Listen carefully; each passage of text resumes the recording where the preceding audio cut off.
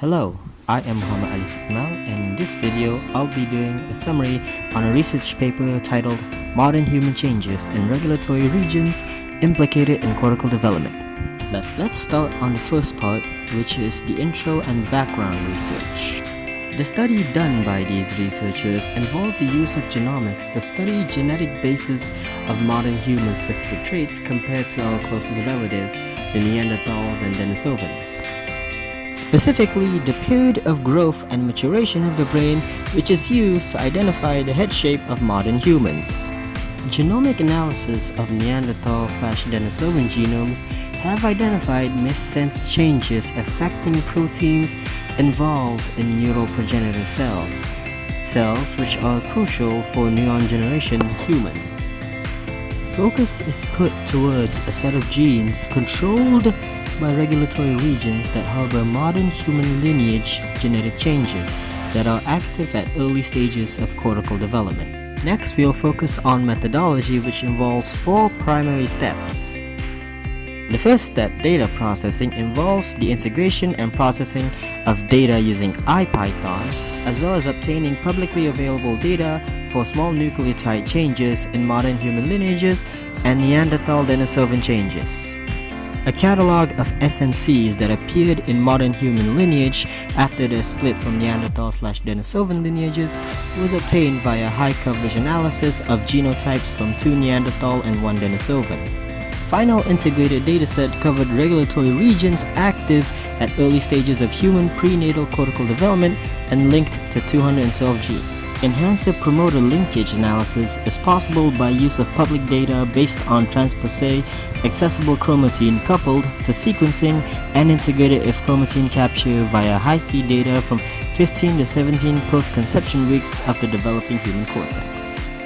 For the second part, single-cell RNA sequence analysis involves the use of single-cell transcriptomic analysis using the Seurat package version 2.4 in RStudio.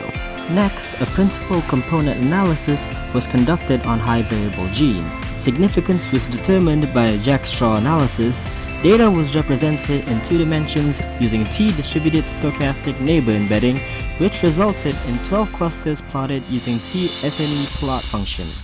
The next step involves weighted gene co-expression network analysis. For this, WGCNA-R package was used.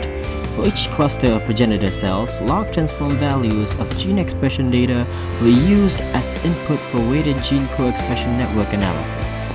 The last step in the methodology involves enrichment analysis, which begins with the top genes in the distribution within 5% being used for several databases for the gene lists generated in this study. Next, permutation tests were performed to evaluate enrichment of enhancer/promoter regions using the R package region R. Afterwards, the Homer software was employed for motif discovery analysis. Next, we'll be moving on to results. To briefly summarize, 212 genes were associated to regulatory regions active in the developing human cortex. They harbor MSNCs and do not contain Neanderthal/Denisovan changes. A considerable number of these genes were found to be associated with neurodevelopment delay and skull size. Finally, we move on to our last part, discussion and conclusions. A set of genes controlled by regulatory regions that were active in early cortical development were identified. These genes contain SNCs that appeared in modern human lineage after the split from the Neanderthal/Denisovan lineage.